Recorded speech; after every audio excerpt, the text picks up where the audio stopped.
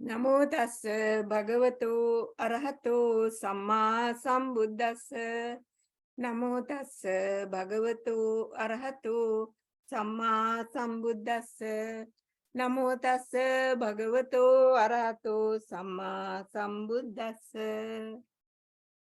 Friends, this Saturday, 12th August 2023, we hope to discuss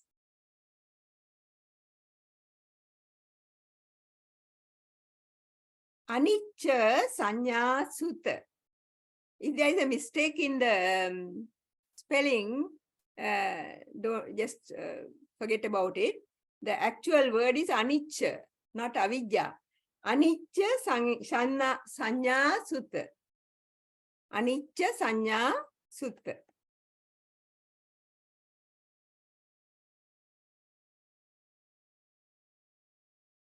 Or the perception of impermanence. Sutta from the Sanyutta Nikaya. In this sutta, the Buddha stated that by developing, now the word developing in Pali is bhavita. Bhavita. So, developing and frequently practicing. Now, the word for frequently practicing is bahulikata. Bahulikata. And the perception of impermanence. That is, by developing and practicing the perception of impermanence, a meditator is able to completely destroy the fetters such as sensual passion, that is kama raga, passion for material existence, rupa raga, passion for becoming, bhava raga, ignorance, avijja, and the conceit, I am. That is called asmimana, and attain full liberation. No, don't put that fan.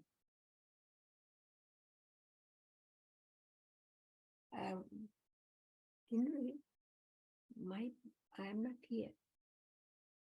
There's a very small one there, but can we? I pressed it, but it didn't. Ah, right. Okay. Thank you. Anicca. Now let us take the other meanings. In the sutta, the first word is anicca.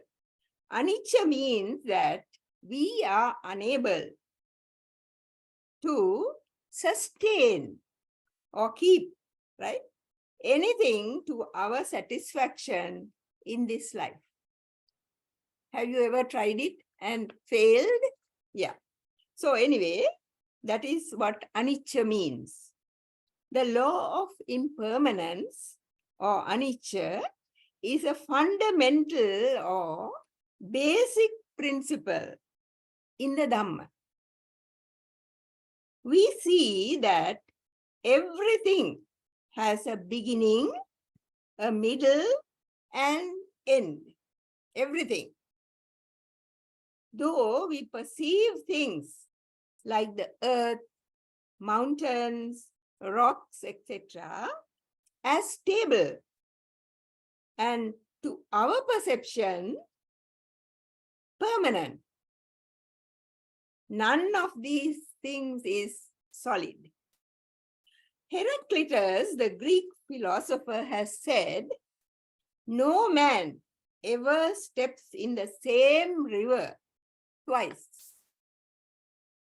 for it's not the same river, and he is not the same man. Perhaps he knew a little about what the Buddha had said. Anyway, even if we take the various stages in the life of a person, you see, you think of yourself, childhood. We have all passed that, right? Adulthood. and old age. They are not the same. The child, when mature, is different from the little baby or infant. When grown old is entirely different. Like a seed that grows into a tree, right? A seed that grows into a tree.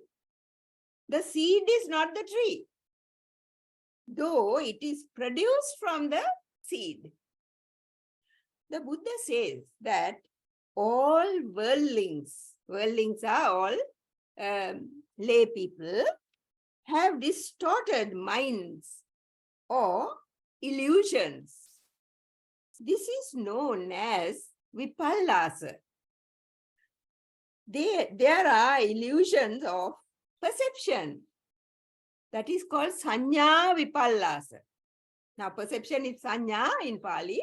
So, the perception of this illusion is called sanya vipallasa. Illusion of thought called chitta vipallasa. Chitta is thought. And illusion of views called ditti vipallasa. Now, these are different kinds of vipallasa or illusions that all people mostly have. Due to these perversions, all beings see impermanence as permanent, suffering as satisfaction or pleasure, and no self as self. Everything is changing all the time. But we want permanence, for that gives us a sense of security. The rise and fall of everything, both animate and inanimate, takes place at such a great speed that due to ignorance, the illusion of continuity or permanence forms in our minds. Because now even our bodies are changing all the time. But it happens so quickly, we don't see it. Only after 10, 20 years that we see the difference. Buddha has said that there is pleasure or gratification in sensual pleasures. Therefore, human beings pursue things that gives them comfort. Now, for example, this is a very common example, air conditioning when hot and heating when cold. To obtain the desired material objects, one must earn money, which is not easy. Then, once you have earned, say, protect what one has gained. Even then, there is no guarantee that they may not be stolen. What you have gained may be stolen. Further, if one's efforts are not appreciated by one's family, one may end in disappointment. You see, because after all, the family is the main unit in the in society. So if the person who earns does not get that satisfaction or appreciation for what he has done, he gets just disappointed, right? Now, due to the underlying tendency of greed, lust, and ignorance, one may commit immoral and unvirtuous deeds to earn wealth. They don't consider that it must be righteously earned. They will do anything to earn more. The 5 precepts are forgotten. And finally, one may end in a woeful rebirth. That part they just forget, that there is a rebirth. There is no escape. Even if one is successful in accumulating wealth, there is no lasting fulfillment, for it only increases the desire and lust and the underlying tendency to greed, hatred, and delusion. Why? You might think, why hatred? Because, you see, you are suspicious of everybody outside. So there is hatred inside. And delusion is, of course, ignorance, because all this is due to ignorance. Some rich people try to outdo or overcome impermanence by attaching their names to roads, buildings, and organizations, hoping that their legacy or gift will remain forever. This will only increase their ego. Actually, they don't remain the same. Impermanence is not something that can be forgotten or put away or made to cease, but a part of our existence, along with dukkha or suffering and no self or anatta. Instead of fighting with it, why not accept it? When COVID overtook the whole world, did we not realize how fragile our world is? Many died, lost jobs, all plans were cancelled, etc.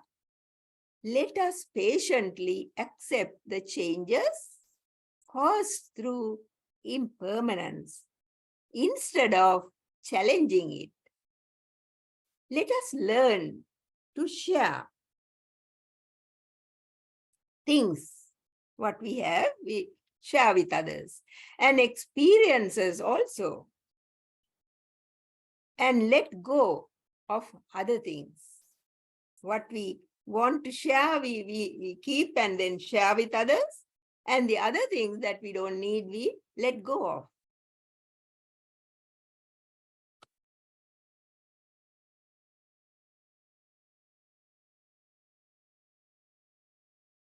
It is important and healthy to adjust to the changes in our lives and develop more empathy and sensitivity towards others' anxiety, stress, sadness, or even anger. You see, normally what we think of is our own anger, our own stress, our own, whatever difficulty. But when we see other people's difficulties and stress and all these things, we are not very concerned, right? We could join support groups or just talk to people or get therapy. Sharing good experiences too might help. You see, you have got a good experience to tell them, not to boost your ego, but to help other people. Sometimes, though, we may not be aware, every situation, whether painful or joyful, may offer a hidden opportunity to learn or bring well-being to oneself and others. Can you see? If we really see, to find meaning in life is helpful if we try to serve others in need. It's good to remember that the world is limited. Doctors are often faced with the impermanence of life. Though their task is healing, they have to deal with death also. Death tells us that suffering is also temporary, just as life is impermanent. Impermanence teaches us the shortness of life and what we should pursue within that span of time and what we should let go. You see, we normally keep everything, but instead we can let go of certain things like anger and, our ego perhaps. Lots of things that we think are important to us, but actually not. We can let go and then pursue what we should pursue, like generosity and kindness and compassion and things like that. Most of our pleasures are short-lived. For example, now, if we are thirsty, a glass of water would be welcome. But if we take 3 glasses of water, the feeling of pleasure turns to discomfort. Can you see the same thing that, we try to get comfort from becomes a discomfort when we indulge in too much of that, whatever it is. But we do not see the suffering in the materialistic things that we long to have. We long to have lots of material things, right? Like a fish. Now, there is a simile that is like a fish that does not see the hook hidden in the worm that the fish sees in the water. And if it bites the worm, it will end in suffering and death. We too earn our own suffering by not knowing the true nature of reality. Impermanence can be a gift if we look at it wisely. The last words of the Buddha shows the importance attached to impermanence. Vaya Dhamma Sankhara, that's what he said last. Vaya Dhamma Sankhara. All conditioned things are subject to destruction. Why did he say that? Because Ananda Thero, or Venerable Ananda, who was his attendant for so many years, was crying. Now that Buddha was going to pass away, he was feeling very, very sad because he had not attained arahantship. So the Buddha consoled him, saying, "You will be, don't worry, you will be an arahant. Only what? I have always told you that conditioned things, when the conditions end, will cease. So that is what is happening now. Do not worry." And the next words that he said, appamadena sampadeta. What does that mean? Attain liberation through heedfulness. That is mindfulness. When we are able to actually recognize impermanence in everything, we'll gain confidence, peace, and equanimity. Then we'll be able to appreciate, have more joy and gratitude for this precious life of ours, through which we can do many wholesome things, connect with others, and develop love, kindness, and compassion. Even Buddha has said that getting a human form is a rare thing. So we are rare beings. Therefore, we must remember that and make use of this rare opportunity to make wholesome Dhamma for ourselves. We can reflect on the impermanent nature of our life in every aspect. Now, I'm going to tell you something. At some time in your busy day, stop and look around and see the objects, people, relationships, situations, and your own body and mind, the thoughts and emotions that come. So you can see both materialistic and mental. Both things are included here. Now say to yourself, all these had a beginning and they'll have an end. They are all changing. One day they'll not be there. I too have a beginning, middle, and end. May I be free from fear, anxiety, and stress. Look at your thoughts, ideas, emotions, and how they change, come and go. You know, even thoughts and ideas and views and everything, they come and then they go. They don't stay forever. Try to see them without putting I and me there. We always think, that's my idea, right? When we are mindful, we'll treasure every moment of our life, knowing that this moment will never come again. Remember that.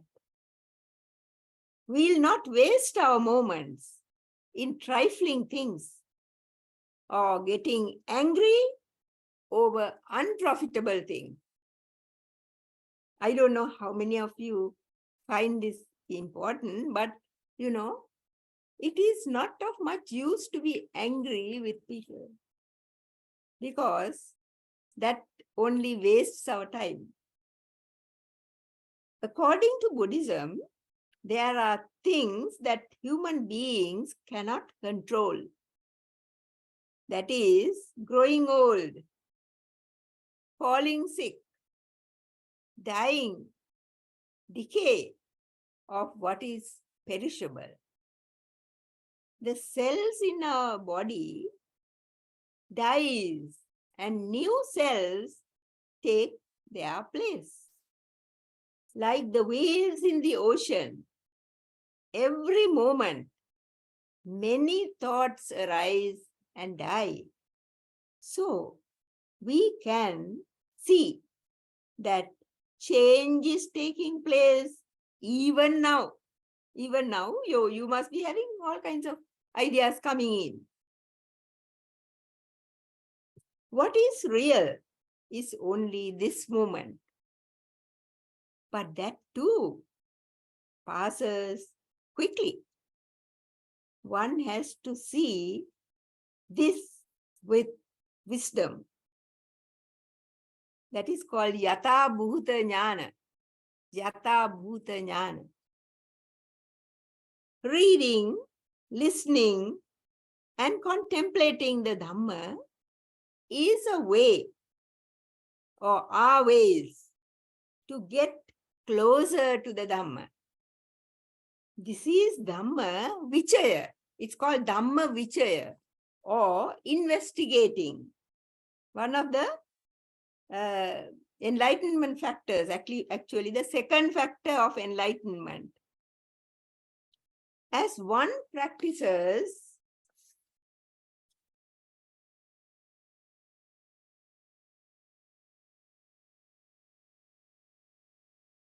methodically,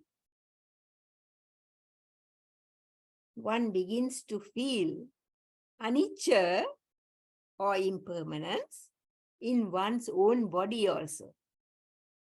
Developing one's discipline is part of the practice.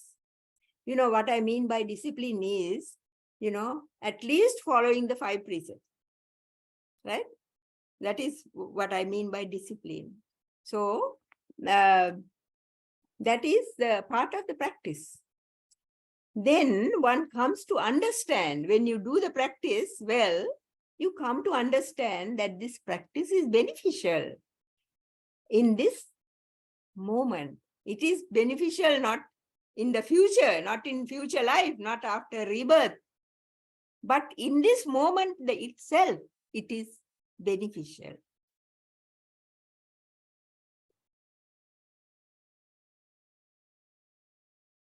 The present life is happy.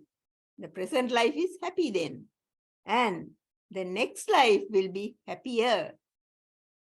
So think of that, these things.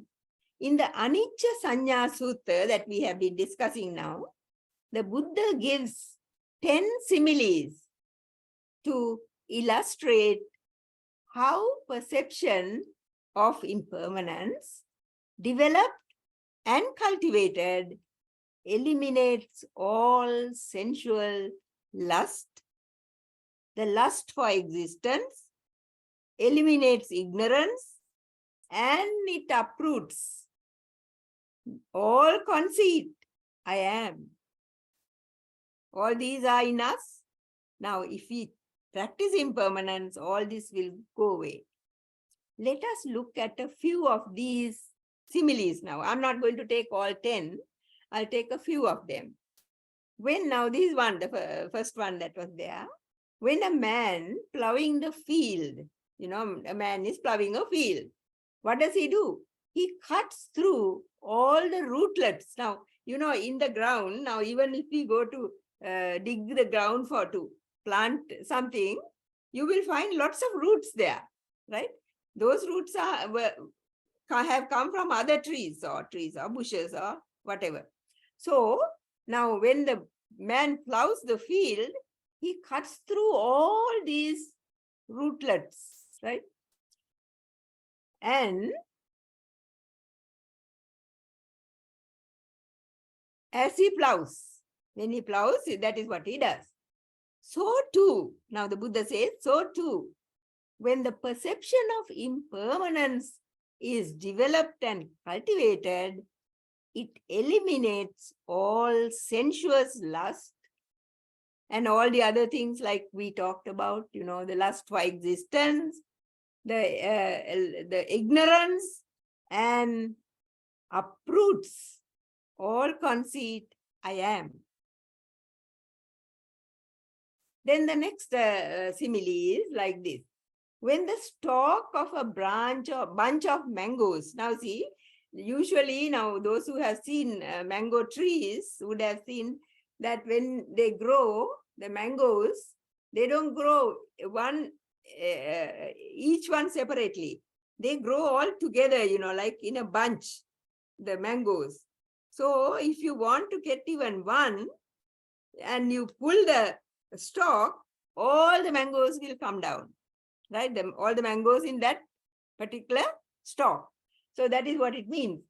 When the stalk of a bunch of mangoes has been cut, all the mangoes attached to the stalk along with it, so too, they will all come down, right? So too. Now the Buddha says, just like that, when you want one, you pull the stalk and everything falls down.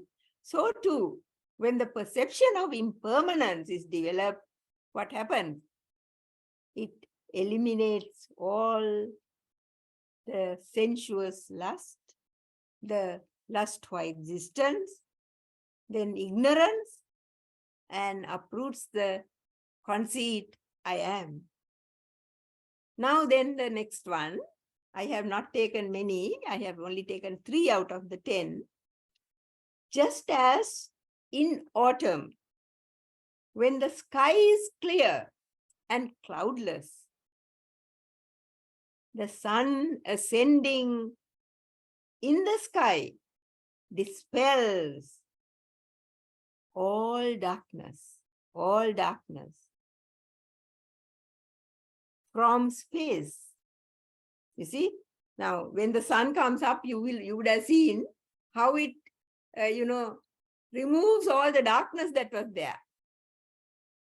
as it shines in the morning, so too, when perception of impermanence is developed and cultivated, it eliminates all sensuous lust, lust for existence, all ignorance, and it uproots the conceit, I am. See how beautiful these similes are? And they are very, very effective, isn't that? So to should show you what impermanence can, what or how impermanence can help you to see the actual reality in this world. After giving the 10 similes, the Buddha asks the bhikkhus, how bhikkhus is the perception of impermanence and, all the other rest of it and all conceit, how does it go? How do you get rid of it? The Buddha continues, it is by seeing such its form, such its origin, such its passing away.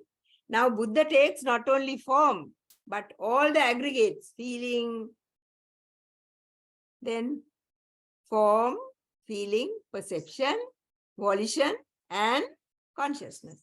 So Buddha takes all 5, but I have taken only one of them. So now this is how you look at it. Such is form. Now the form is like this. Such its origin. This form comes into existence like this. Such its passing away. This is the way it ends. Now let us find out the origin. The arrival, now this is how it is given in the sutras. The arrival of the current of consciousness. Now this is Bhikkhu Bodhi's translation, right? The arrival of the current of consciousness from the past existence into the new one is the necessary condition for the arising of a new psycho-physical organism. So you see, for this the new rebirth to take place, that earlier consciousness has to come here. Certain texts speak of the descent of name and form, descent into the womb, right? This denotes the beginning of sentient life. That's how life starts. When the consciousness from the past life becomes established under the fresh conditions, then a new existence comes into being. Maybe human, maybe heavenly, maybe animal, maybe ghostly, whatever. The form is derived from the 4 great elements: earth, water, air, and heat. Nutriment keeps it growing. Now, when a baby is born, it is fed by the mother's milk, right? So that is the nutrient.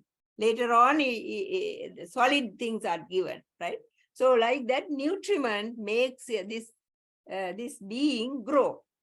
But with the cessation of nutriment, there is the cessation of form. The pleasure and joy dependent on form is the gratification. The Buddha says there is joy and there is gratification in this form, but that is an impermanent thing. You see, and it brings in the end suffering. And so it is subject to change. Now, this is the danger. Now, that is the origin. This is the danger. The removal and abandonment of desire for form is the escape from form. Now, to escape from this situation, we have to do what do we have to do? To remove and abandon the desire for form, the clinging to the form, thinking this is going to give us pleasure. Those who directly know form, its origin, cessation, and the way leading to its cessation, and having known its gratification, the danger and escape, are practicing for the purpose of revulsion towards form, for its fading away and cessation. Those who practice well have gained a foothold in the Dhamma and are liberated by non-clinging. Now, why is form called form? Since form is neither a self, now form is not a self, so you can't say it is self, though we think it is, nor the belongings of a self. It is also not the belongings of a self, but one insubstantial, right? Impermanent and ownerless. Though we think this is mine, though we think I am and me and myself, it is actually, we don't own this. It is empty of that self. The nature of form is emptiness and becomes deformed. You know, now can you see how deformed I am? You see? So the nature of form is that emptiness and becoming deformed. By how? By cold, heat, hunger, thirst, contact with flies, mosquitoes, serpents, wind, sun, and rain. All these things can deform this form. The body is like a lump of foam, F-O-A-M. That is called Penupinda. Penupinda. This lump lacks any substance. There is no substance in the foam, and not permanent or stable, or it's not a self. As the lump of foam is full of holes and the abode of many creatures, there are many small creatures in the lump of foam. So too, form, that is the body, is crushed by death. Similarly, when one sees feeling, perception, volitional formation, and consciousness in this manner, in the way that we have seen form, when you see these other aggregates also in the same way, one is able to find total liberation from samsara. This dukkha will be over. So, when one understands the form as empty, no self, and impermanent, one could let go of all sensuous lust, craving for existence, to come back again like this, lust for the aggregates, and one could uproot the conceit, I am. So that is the end of what I have to say today about impermanence. This is about the Avijja Sanna Sutta. So, friends, if you have any questions, please ask. Shall we do a little bit of meditation? And I thought that the same thing that I gave you for thinking in the discussion that we did today, that I will do that for you as a meditation so that you will know how to do it, how to use it. Now, first of all, sit down properly. Before we close our eyes, look around and see what you see outside. What you see around you. Look around and see. Then take them into your mind and think of them, as something that you saw. That is the objects that are all around you, right? Okay. Even the people, if there are any people also, you just take those people also into your mind.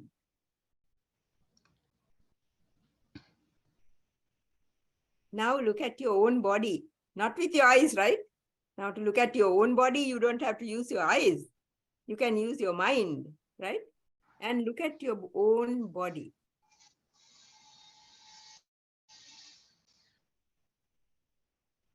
And mind. Body and mind. Do not open your eyes.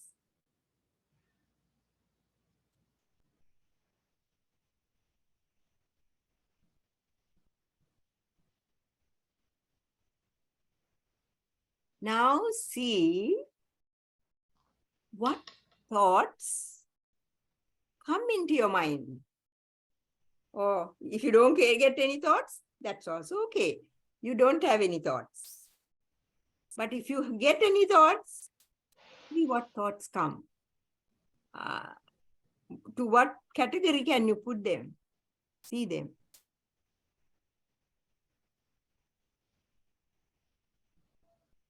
Now, when the thought comes, see the beginning of the thought, then the end of the thought, because as it comes, it ends. Look at that and see it, how the thought comes and how it ends. Look properly and see whether you can understand that what's happening, the concept.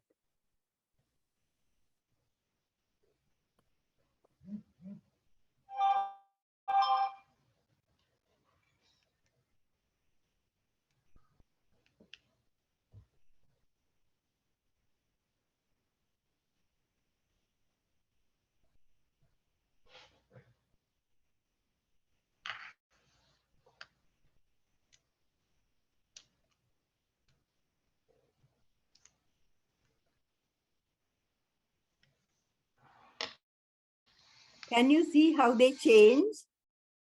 All the thoughts, views, ideas, whatever you get, emotions, how they change?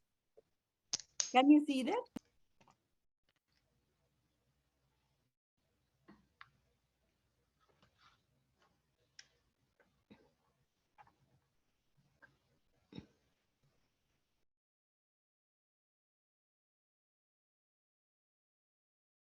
Now think, one day, the objects that you saw around you, maybe chairs, tables, or whatever, all those that you saw around you will not be there.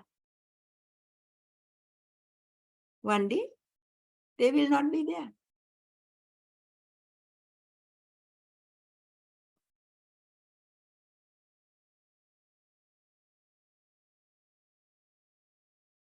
Then, if you saw any people around you, those people also will not be there.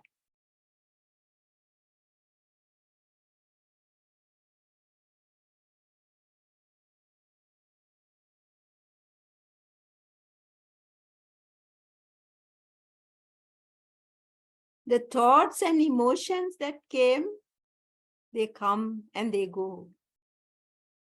Can you see that?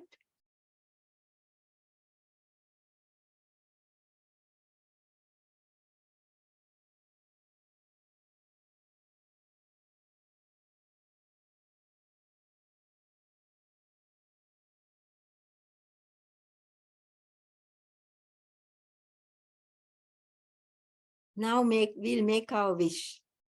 May I be free from fear, anxiety, and stress. May I be free from fear, anxiety, and stress. You can add anything that you like also. Other than these three, you can add anything that you want and think, may I be free from these.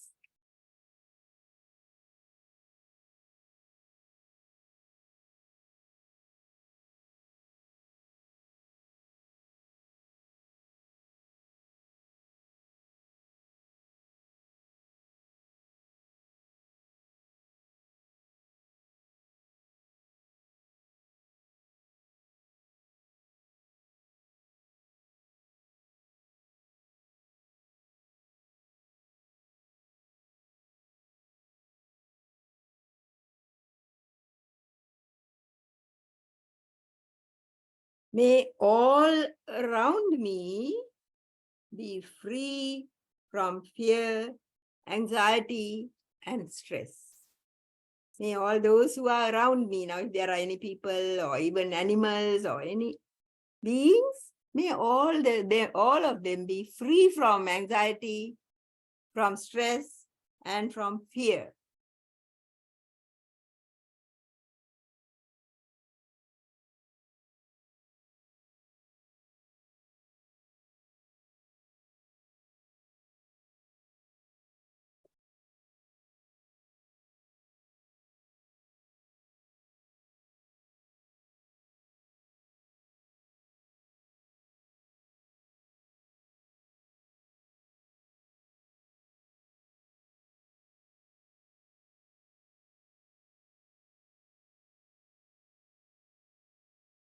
May all beings be free from fear, anxiety, and stress.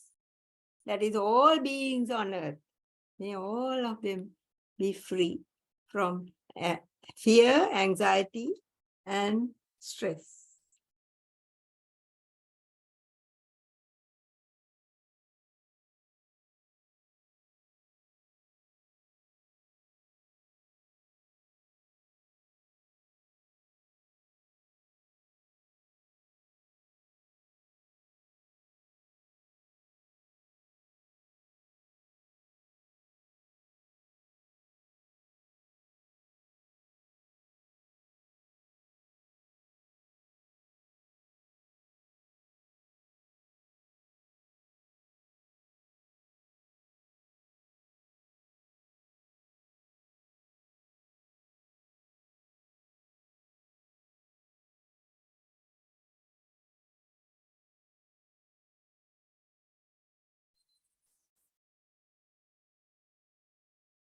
Now, slowly open your eyes.